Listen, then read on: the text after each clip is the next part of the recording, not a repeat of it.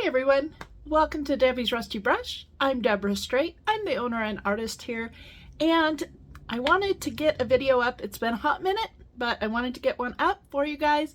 I've had requests that I show you how I do faux wood on the top of a dresser or a nightstand or something like that. So I do it in several different ways. This is the one I do where I don't use stamps. I don't use a wood graining tool.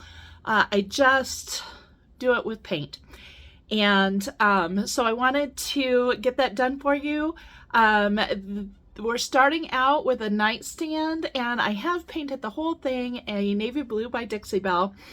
And I did put one coat of navy blue over the top just to give us a good base. And if you know anything about the chalk mineral paints, they will reactivate with water. And I wanted to have that base on there so that it reactivated when I put the white paint over, because I wanted kind of a nice bluish gray tone to it. And so having that on there helps achieve that. So without further ado, I'm going to hop on over into that. If you like these kind of videos, please consider subscribing to my channel and giving me a thumbs up. All right, thanks so much. Okay, so here I am. I'm still working with Dixie Belle products. I do have one coat of in the navy down, and so it's not a perfect coat. You can still see some of the wood showing through, but I wanted enough on there that as I go through and add the white, and with my misting bottle, I'm able to get some of that blue reactivating and coming through and blending in with the white, and that's giving me a really pretty kind of bluish gray color. And so I'm going to go through and I'm just going to put on this white. This is Cotton by Dixie Belle. And I'm just going to go through and get a full coat on of this paint and just work it back and forth, reactivating some of the blue underneath. So some will be pure white, some will have that blue in there. So we'll just have different shades. Now, I'm not worried about it being streaky, because that's kind of what we're looking for, is that barnwood effect. And barnwood is not perfect, so this particular application does not need to be perfect. Now, this is some Dixie Belle blue that I have mixed a couple different colors together. I didn't have enough to do anything with the two different blue colors, so I just mixed them together. I can't tell you what they were, but whatever colors you use, I've done this with green, with browns, whatever color you want. I've done it with a sandy blonde before. You're just looking for this streaky look.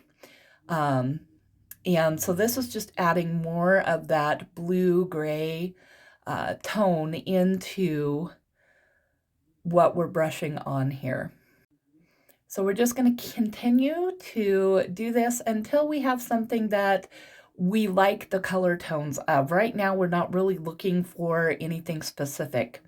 Now, I'm going to go ahead with a clean chip brush and just kind of run it through and smooth everything out. And now I've got Dixie Belle Caviar, so it's a black, and I'm just going to put some of that through here. Now, when I did start, my brush had in the navy on it, and I went in with the white with the same dirty brush, then the blue with the same dirty brush, and now the black. And I am doing my blending for the most part with this dirty brush that has all of these colors on there. So you just go through. Now here you can, wood grain a lot of times will have a curve to the grain. And so I'm just going through and kind of mimicking that curve as we're going through here to kind of put some grain in that is not just straight line. If you had a wood graining tool, you could do this and it would come out much more perfect, but perfect is not what I'm looking for with this. I want something that is irregular.